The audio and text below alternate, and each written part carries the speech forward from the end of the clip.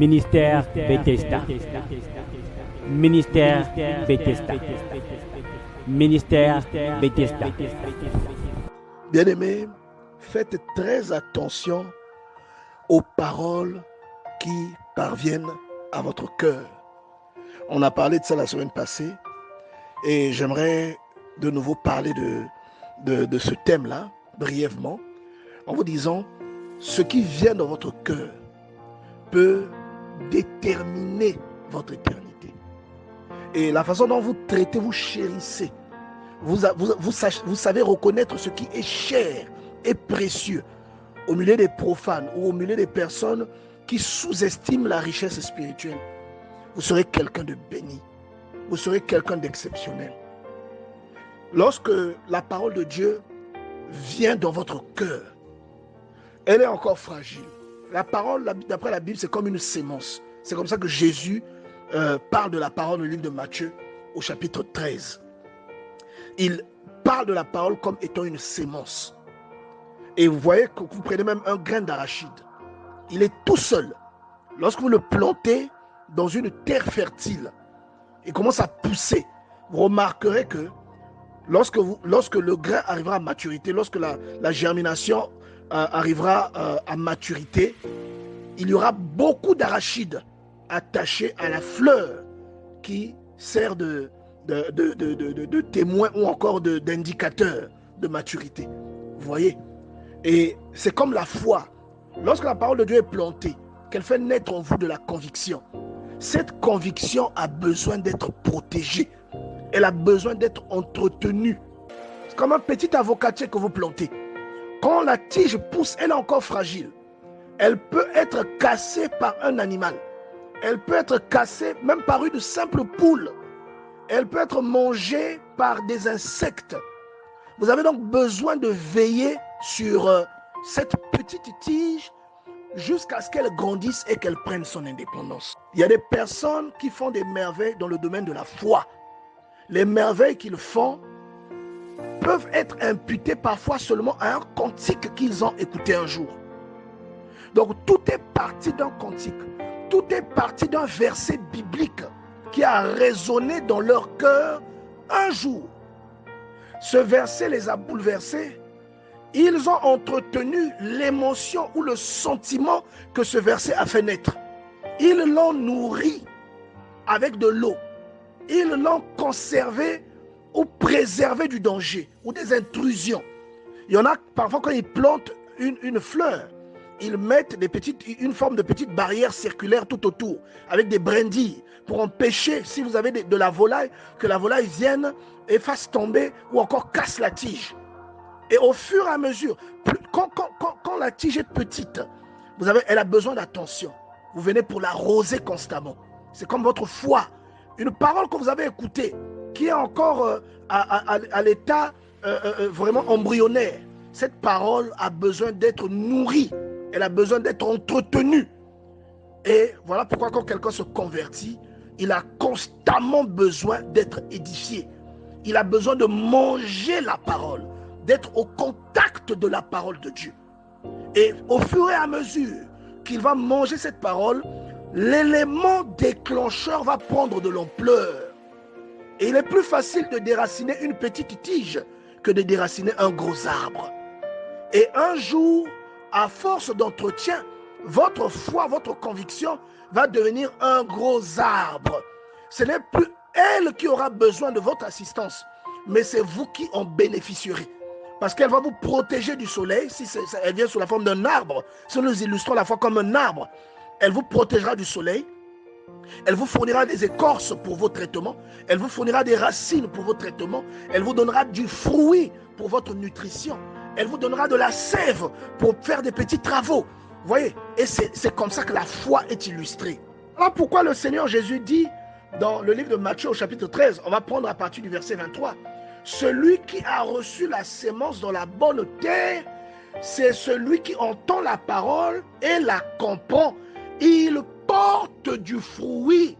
Il y a une parole qui va venir dans votre cœur, qui va résonner. Vous allez l'entretenir, vous allez la retenir avec vous. Vous allez la nourrir, vous allez l'entretenir. elle va grandir à cause de l'entretien que vous lui accordez. Et cet entretien, c'est la prière, la communion fraternelle, la lecture et la méditation de la parole de Dieu. Ça contribue à nourrir ce qui se développe en vous.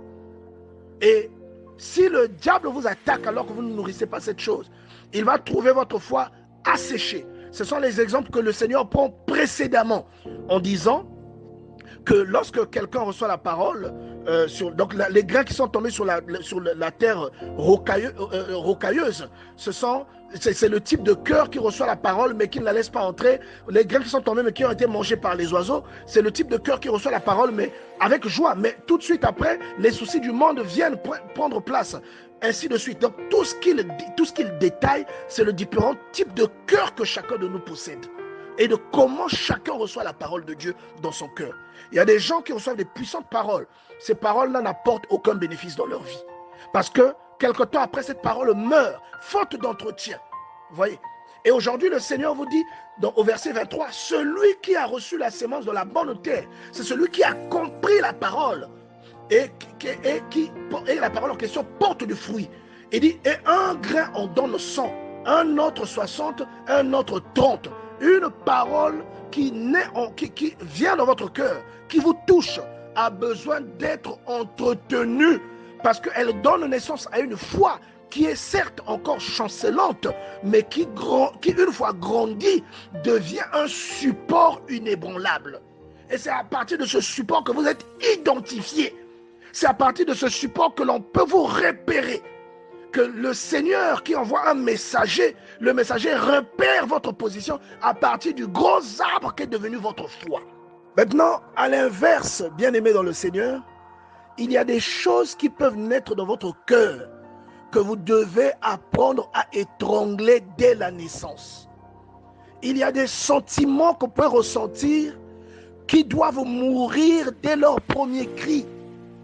Une personne qui commence à ressentir des sentiments pour sa belle-sœur, pour son beau-frère, pour une personne vis-à-vis de laquelle il ne peut pas ressentir de tels sentiments, doit tuer le sentiment avant que celui-ci ne se développe.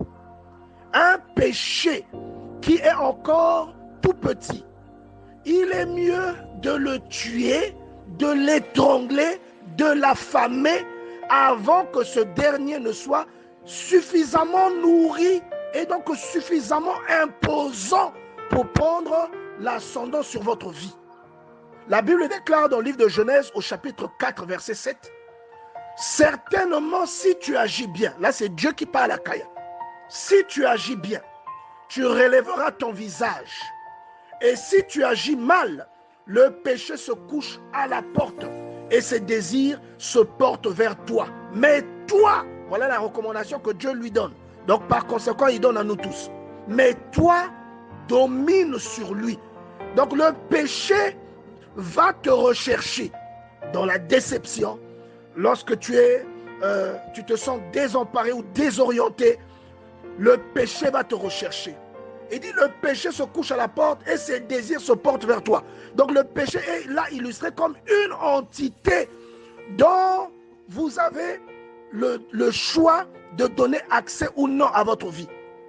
Le péché s'illustre ici, on dit qu'il se tient devant ta porte et ses désirs se portent vers toi. Le péché peut chercher à entrer dans votre vie pour créer une fissure.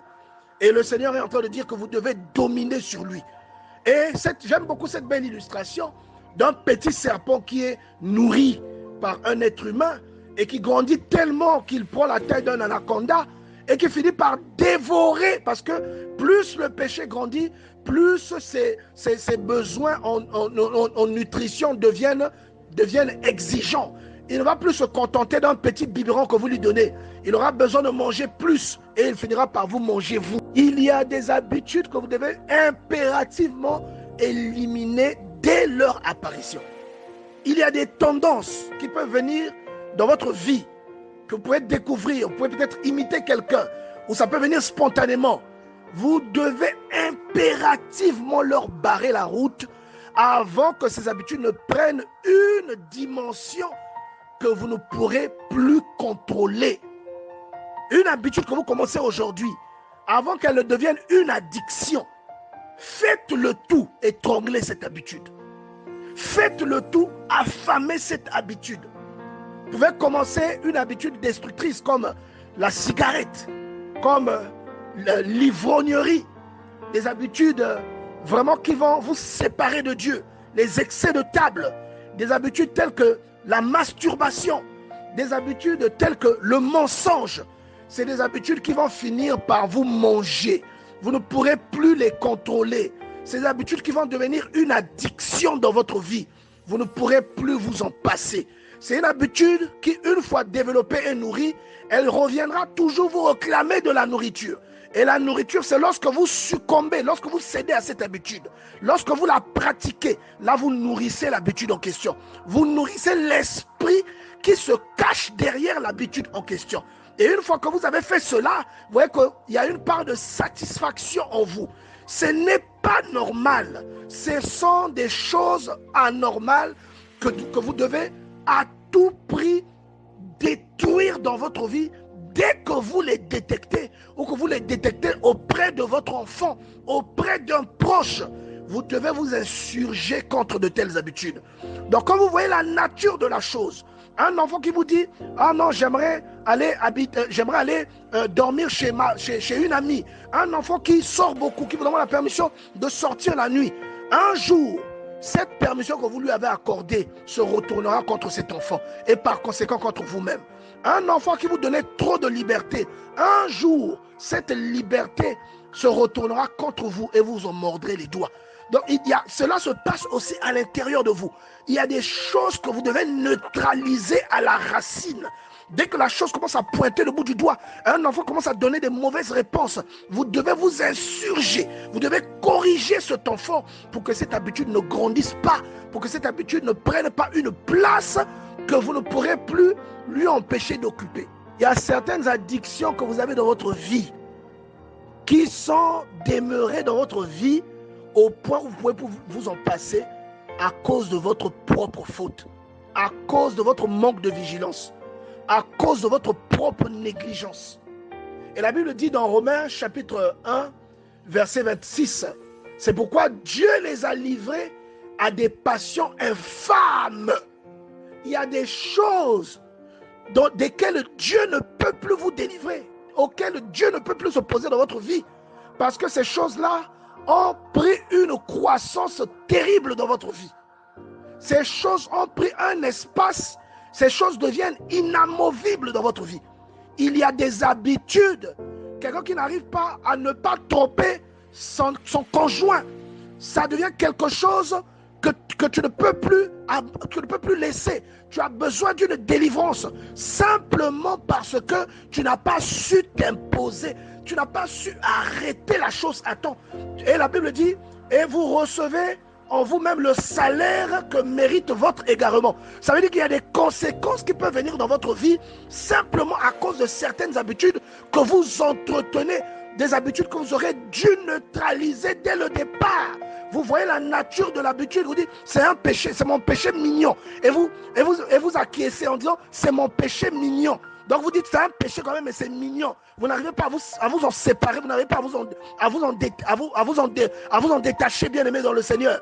Et le Seigneur dit que vous allez recevoir le salaire qui correspond à cet égarement dans lequel vous vous trouvez. Vous allez recevoir ce salaire simplement parce que vous n'avez pas su arrêter cette habitude à temps. Vous n'avez pas su vous interposer entre cette habitude et vous, afin qu'elle ne vienne pas compromettre votre sainteté. Voilà pourquoi beaucoup ne sont pas exaucés. Voilà pourquoi beaucoup sont frustrés. Et voilà pourquoi la plupart des gens qui sont dans l'église n'ont aucune puissance. Ils ne sont même pas un exemple pour les autres. Ils ne donnent aucune inspiration autour d'eux. Ils ne donnent pas aux gens envie de devenir meilleurs. Parce qu'il y a des habitudes qui nous oppressent et qui prennent tout l'espace que notre sainteté aurait dû occuper. La Bible dit, voici je vous envoie comme des brebis au milieu des loups. Une personne qui accepte le Seigneur, c'est une personne qui est engagée par le Seigneur. Et la vie que tu vas mener parce que tu t'es converti est une vie qui est parsemée de pièges qui ont pour but de détruire ta foi. Et le diable a beaucoup de stratégies. Il n'a pas seulement besoin de t'apparaître comme ça pour te terrifier, pour t'effrayer. Il va passer deux fois par la séduction. Voilà pourquoi le diable veut passer par certaines habitudes pour te séparer de Dieu. Il va passer par certaines habitudes pour engendrer la culpabilité dans ton cœur ou pour te rendre profane, toi qui as été sanctifié par le Seigneur. Et pour que finalement ta relation avec Dieu soit rompue. Et il dit, je vous envoie comme des brebis au milieu des loups. Soyez donc prudents comme des serpents. Dieu est en train de vous mettre en garde. Il y a des choses que vous rencontrerez dans votre vie qui viendront pour vous détruire. Mais vous resterez vivant. La destruction dont il est question, c'est une destruction spirituelle. C'est la destruction de votre espérance. Il y a des habitudes devant lesquelles vous devez être prudent. Faites attention à ce que vous laissez entrer dans votre vie, à ce que vous commencez à pratiquer, à ce que vous commencez à entretenir, à ce qui commence à prendre de la place dans votre quotidien. Il y a des choses qui sont là pour tuer votre onction, pour tuer votre vocation, pour tuer votre implication. Faites attention aux petites habitudes du quotidien, bien-aimé dans le Seigneur. La Bible est très claire. Donc autant, lorsque vous recevez une parole qui emmène la vie en vous, vous devez la nourrir, vous devez l'entretenir, vous devez en prendre soin. Et une fois que cette parole ou cet élément qui se déclenche en vous prend de la croissance, elle n'aura plus besoin de votre assistance. Un avocatier qui a poussé et qui donne des fruits n'a plus besoin que vous l'arrosiez. Il va lui-même, aller chercher des nutriments dans le sol au travers de ses racines. Et vous allez donc bénéficier de cet avocatier. Vous aurez des écorces, vous aurez des avocats, vous aurez les racines, vous aurez les feuilles, ainsi de suite. Et c'est comme votre foi aujourd'hui. Et de notre côté, une habitude qui semble inoffensive, comme un petit serpent inoffensif, bien aimé, faites attention, ne nourrissez pas cette habitude. Cette habitude pourrait croître de façon exponentielle et détruire complètement votre vie. Au départ, c'est vous qui nourrissez l'habitude, mais un jour, l'habitude va se nourrir de vous. Elle va manger toute votre vitalité. Elle va se nourrir de votre sanctification et vous allez vous dessécher. Et il y a des personnes desséchées parmi les croyants, des personnes qui n'ont aucune vitalité parmi les croyants. Nous devons faire très attention, bien-aimés dans le Seigneur, que Dieu nous accompagne et que Dieu nous aide. Ministère Bethesda. Ministère Bethesda. Ministère Bethesda.